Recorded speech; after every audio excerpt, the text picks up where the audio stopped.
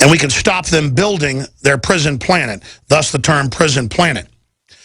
Now, we're joined for the rest of the hour, the next 52 minutes, by Dr. Michael Savage, a multimedia icon in the conservative, libertarian, constitutional movement. Dr. Savage holds a master's degree in medical botany and a second in a lot of other key research areas. Additionally, he earned his Ph.D. from the University of California at Berkeley in epidemiology and nutrition sciences. He is the author of 25 books, including 4 New York Times bestsellers. He earned the coveted Freedom of Speech Award from Talkers Magazine in 2007, michaelsavage.com or michaelsavage.wnd.com. And when I got his new book in a few days ago and had a chance to start reading it, I haven't finished it yet. It was literally like reading Veritas, because I'm not plagiarizing him, he's not plagiarizing me. Anybody that's sat back for 20 years like I have, 40-something years like he has or longer, and watched what's going on, we're repeating history. But the way he puts it and lays it out really even lit a fire under my butt. The book is Stop the Coming Civil War. I intend to finish it tonight. Got about 3 chapters left. It's a big book, but a powerful read. I have no stock in it. I intend to sell it later as soon as we can get it in.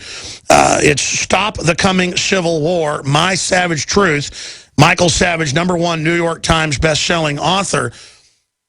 Everything you see with Homeland Security has been flipped from Al-Qaeda and radical Islam to Tea Party, gun owners, returning veterans, libertarian groups, constitutionalist, pro-life groups, the IRS persecuting them, going after free speech, banning Halloween parties, dressing like cowboys or Indians at colleges. It's a tyranny.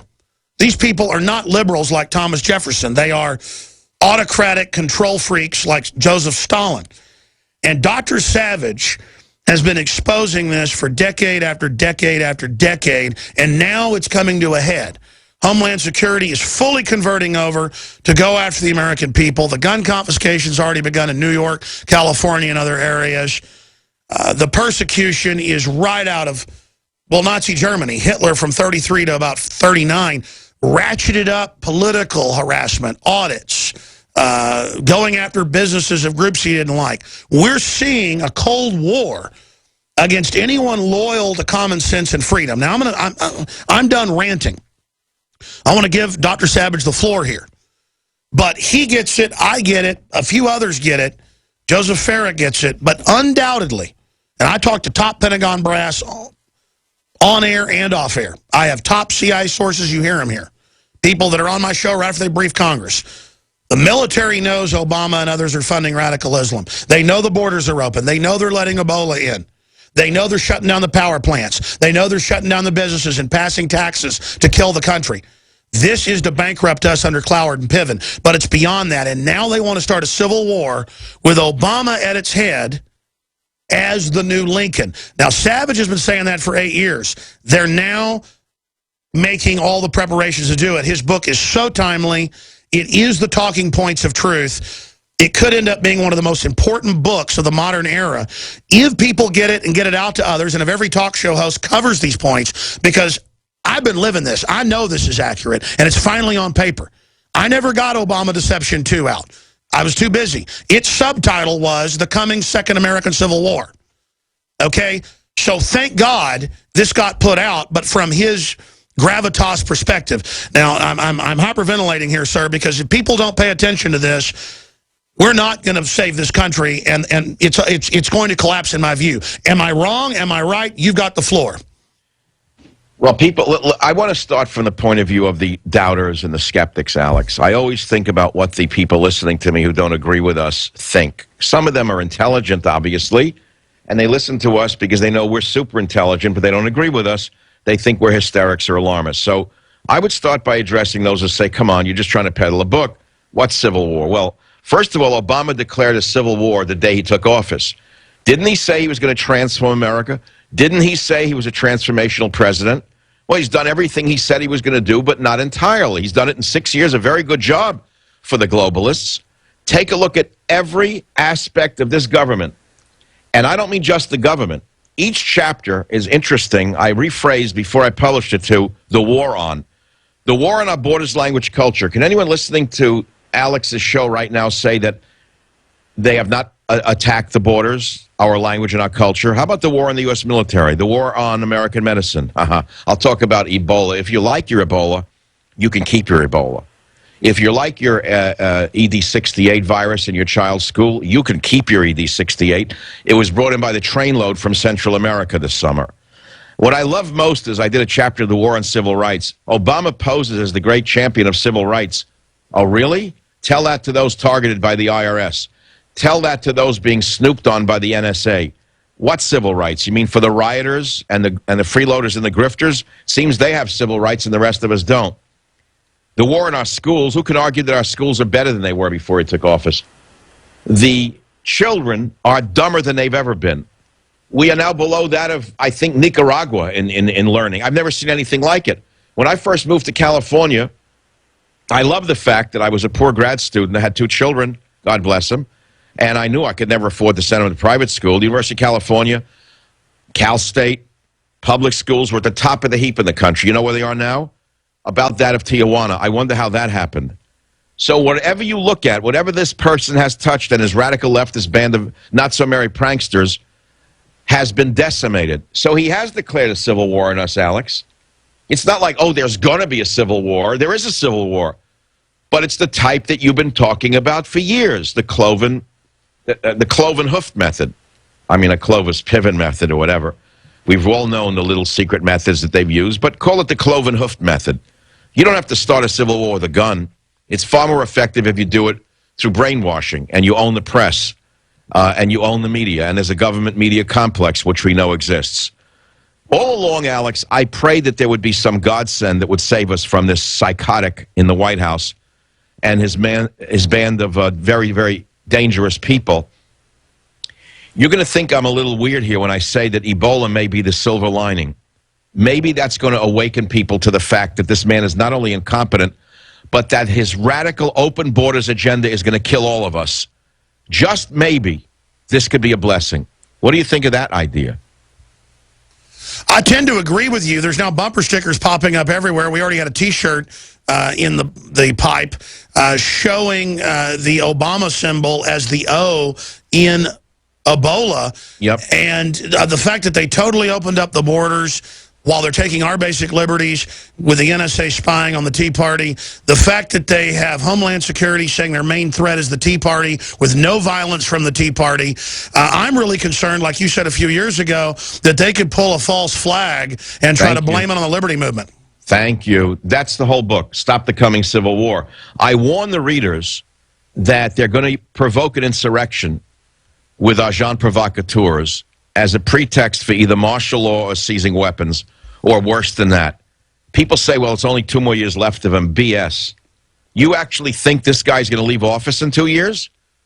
I'm not so sure of By the way, I used to disagree when people said he would stay, but now I see they're going for broke. We've never seen anything like this. No, I've never seen anything like it. So, you know, Alex, look, I am trying to get people to read the book, obviously. I don't need to buy a new car. I don't need to buy a new house. I don't need a vacation in Boca Raton. I'm not looking to buy any more bling. As you can see, I have a lot of it on my hands. You don't need to work 15 hours a day. No. No, I'm 72 years old, Alex. I was a Boy Scout when I was a young kid who went around the neighborhood putting out get out the vote cards on doorknobs. My father called the police at 11 at night because I got so into thinking I was a good American, I forgot the time, and I worked my little heart out.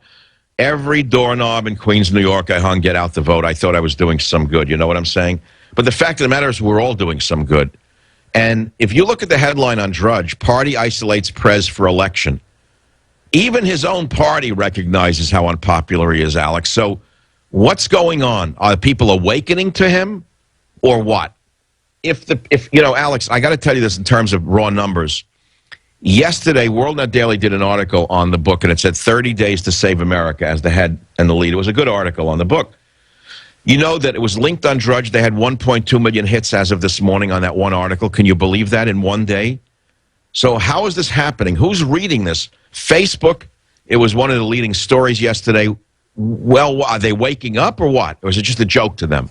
I don't really know, Alex. Well, they better wake up because they've got the military. The military's never been more awake, as you know, because they're openly training them. And it even comes out in Fox News, not just your show or my show, but I was sent the documents originally that, quote, the founding fathers wouldn't be welcome in today's military. That you better not be part of the Tea Party or an evangelical. What country did we wake up in where they threaten to court-martial people if they're a Christian? I mean, that is just communist China on steroids. Michael Savage warns of second civil war, a new book. Michael Savage, conservative radio host, warns of civil war. Some of the headlines on some of the smaller blogs, conservative radio talk shows, Michael Savage warns of coming civil war.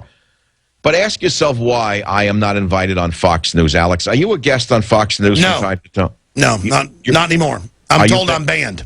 Are you banned? Mm-hmm. You're also banned. Well, okay, you're Ray-banned like I am. They Ray-banned you. I wonder what that's about. Couldn't be related to Murdoch supporting Hillary, could it? I know he does support her. And again, what's wrong with him? I mean, there's going to be no country if Hillary gets in. Well, I can answer that. I pretty much know what's going on there. Look, their licenses are owned by the federal government. The FCC controls licensing. You know that. There's a big, tug of war going on. They're saying, you want to stay in business? Fine. You want to buy radio stations in the same city you own TV stations and newspapers? Okay, then here's what we need. It's a trade-off. That's why I fear the government media complex. Alex, in the 60s, we were warned by the liberals, because I was a kid in college. I wasn't a kid, I was 20 years old, that the interlocking corporate directorships were to be avoided. That was the liberal credo of the time. Watch out for the interlocking corporate directorships, right? Well, now you've got newspapers, television owners, newspaper owners, radio owners, all in one city, right? How's that for interlocking corporate directorships? And the same directors sit on the boards of medical device companies, pharmaceutical companies, universities. So you've got a seamless corporate fascism that has emerged in America because of the conglomeration of all in one basket.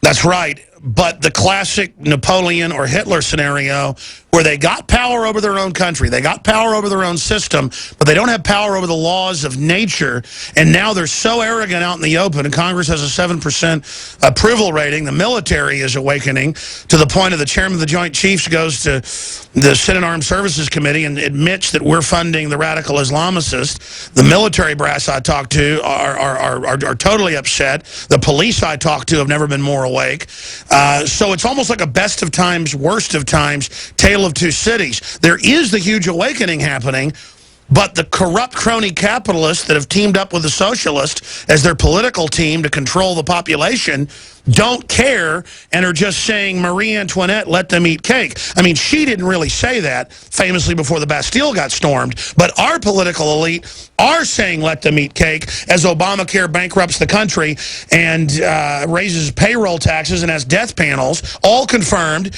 and then John Boehner funds it. Why is John Boehner still the Speaker of the House? What is wrong with the Republican leadership? Don't they understand the socialists, once they get control, are going to take everything they've got? I can't answer anything about Republicans, but you brought up the military. That's a sore point for me because we can disagree on a lot of things, but in an age of head cutting and radical Islam, I think everyone would agree that military, national defense are key. And yet, in the chapter on the war in the U.S. military in my book, I actually named the generals that he's purged. He purged them the way Stalin did, except in a little different way. Remember when Stalin seized power, he became a madman later on, and he shot his generals. People don't realize he purged the Soviet military of some of the greatest generals because he was afraid they would coup against him. He killed thousands of officers, hundreds of generals. Well, Obama's just firing them by threatening to take away their pension. Now, why is he doing it? Because he recognized, as anyone can see, any student of history, even amateur student of history, the one element of this government that could have stood up to this left-wing, fanatical, insane dictatorship was the military.